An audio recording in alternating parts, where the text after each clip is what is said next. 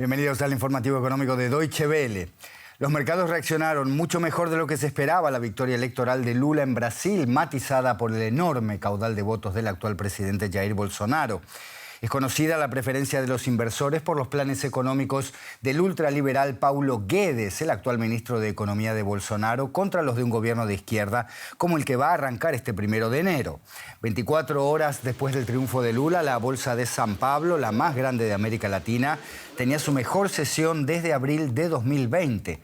Muchos analistas lo interpretaron como una celebración de la estrechez del margen en el resultado final a favor del candidato del Partido de los Trabajadores y también de los obstáculos que se le presentan a Lula con las dos cámaras del Congreso con mayoría opositora y muchos de los grandes estados brasileños gobernados por aliados de Bolsonaro.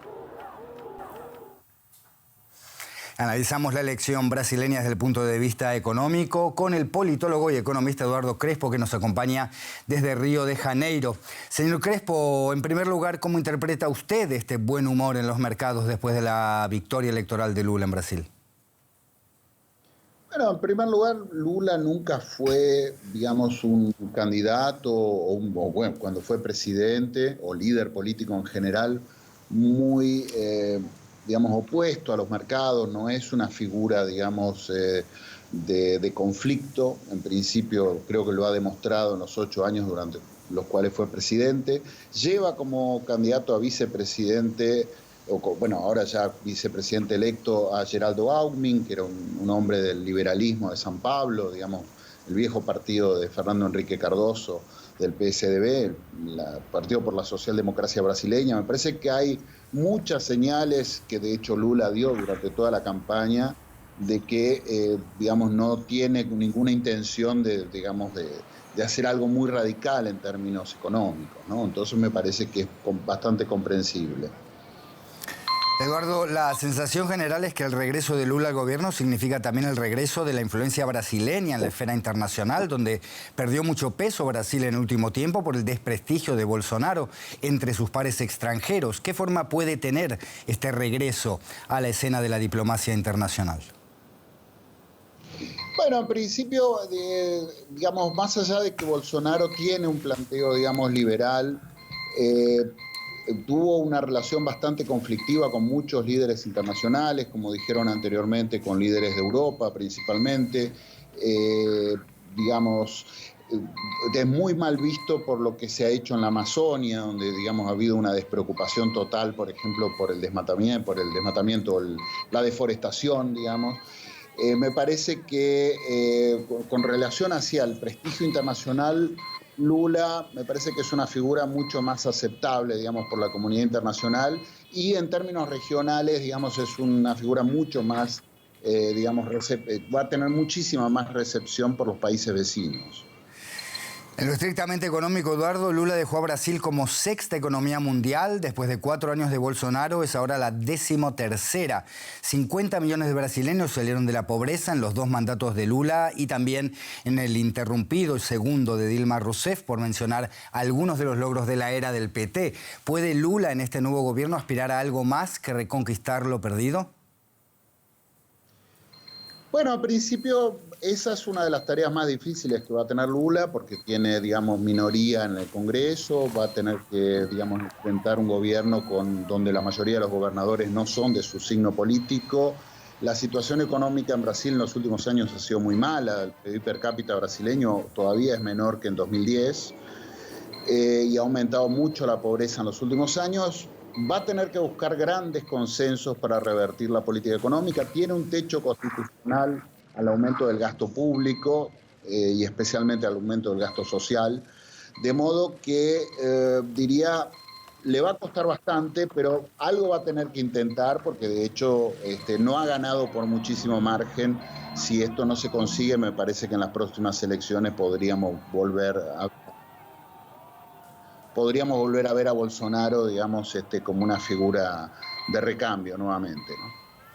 Eduardo Crespo en Río de Janeiro, gracias por este análisis. Hasta cualquier momento. Gracias a ustedes.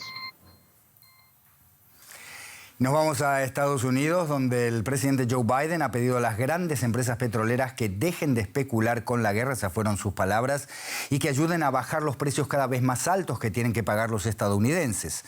Biden instó a las compañías a reducir los precios de los combustibles en las gasolineras. ExxonMobil acaba de anunciar los mayores beneficios cuatrimestrales de su historia, mientras Chevron registró su segunda mayor cifra, impulsada por el aumento de la demanda mundial de petróleo y gasolina a raíz de la guerra en Ucrania. Biden amenazó con subir los impuestos de las grandes petroleras si estas no reducen los costos para los consumidores. En lugar de aumentar sus inversiones en Estados Unidos o dar un alivio a los consumidores estadounidenses, sus beneficios extraordinarios están yendo hacia sus accionistas y a la recompra de acciones para que se disparen los salarios de los ejecutivos. Ya está bien, es suficiente. Yo soy capitalista, ya lo dije antes. No tengo problema con que las empresas ganen un justo beneficio y reciban una renta a cambio de su inversión y su innovación. Pero eso está muy lejos de ser lo que está pasando. Las actuales ganancias récord de las petroleras no son porque estén haciendo algo nuevo o innovador. Sus ganancias son dinero caído del cielo a causa de la guerra. Y de esto hablamos ahora mismo con nuestra corresponsal financiera, Ana Nieto, que nos escucha en Nueva York.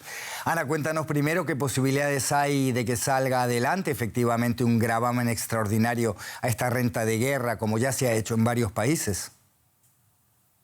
Pocas, muy pocas, casi ninguna, aunque no es la primera vez que se habla de ello en Estados Unidos en los últimos meses. Pero dada la composición actual del Congreso, a través del cual tiene que tramitarse cualquier gravamen fiscal, sobre todo del Senado, donde la mayoría demócrata es muy débil, quizá inexistente para este punto, la posibilidad es que sea ninguna. A no ser que en las elecciones del 8 de noviembre y contra todo pronóstico se den la vuelta a todas las cosas y se amplíe la mayoría demócrata en ambas cámaras.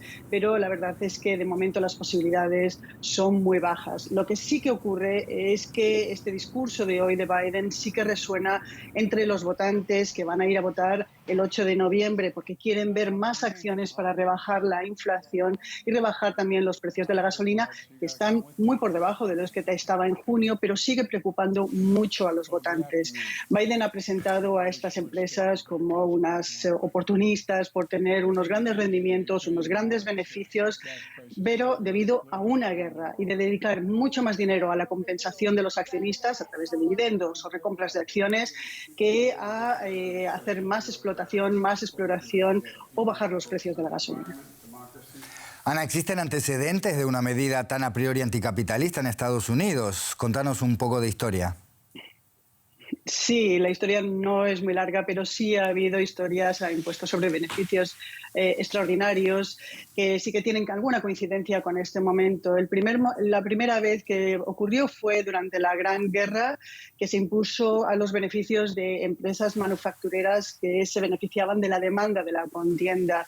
Se aumentaron mucho los ingresos entonces y fue un éxito hasta que las empresas más grandes empezaron a tener abogados y contables que les encontraban los vacíos legales para dejar de pagarlo. En la Segunda Guerra Mundial, Franklin Delano Roosevelt intentó volver a hacer esto, pero no tuvo tanto éxito, no se recaudó tanto.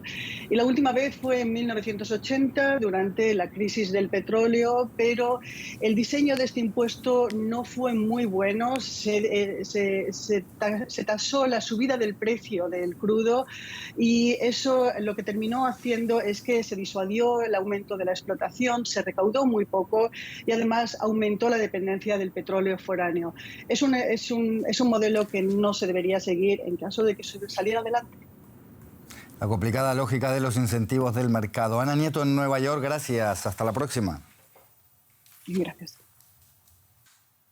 El alza de precios no es un problema exclusivo de Estados Unidos, se siente en todo el mundo y también aquí en la eurozona, donde la inflación ha alcanzado un nuevo máximo histórico con cifras que muestran que los precios subieron un 10,7% en octubre.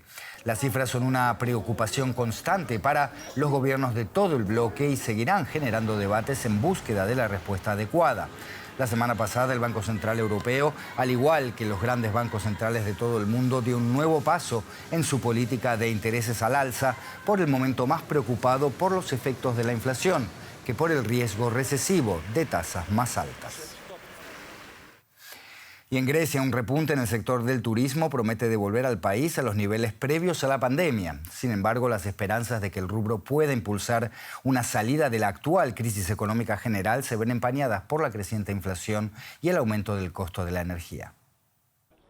La Acrópolis de Atenas sigue atrayendo a visitantes de todo el mundo y este año se ve más afluencia que nunca. Se espera que el auge del sector en Grecia supere el récord de 2019, cuando 33 millones de turistas visitaron el país y generaron ingresos de más de 18.000 millones de euros. El Banco Central griego prevé que en 2022 el turismo deje 20.000 millones de euros. Pero el país batalla con una inflación del 12%. De cara al invierno, en plena crisis energética en Europa, ¿cómo se usarán los inesperados beneficios del turismo? El turismo ha ayudado. Hay más ingresos y la gente gasta más dinero. Estas son cosas simples. Pero nadie puede predecir cómo se va a gastar de nuevo en la sociedad ni la magnitud de nuestros problemas. El rápido aumento de los costos del combustible y la energía eclipsa las expectativas de alivio económico generadas por el turismo. Será difícil, sin duda. Los costos aumentan y tendrán que incluirse en el precio final del producto. Así que habrá una reacción en cadena de altos precios. El aumento de la electricidad hará que una alfombra, una habitación de hotel o un billete de ferry cuesten más caros. El turismo en Grecia se vio muy afectado durante la pandemia de coronavirus. Ahora, con la invasión rusa de Ucrania y la desaceleración económica mundial, será difícil que se recupere. Esta fue la actualidad económica en Deutsche Welle, pero tenemos mucho más. Quédese con nosotros.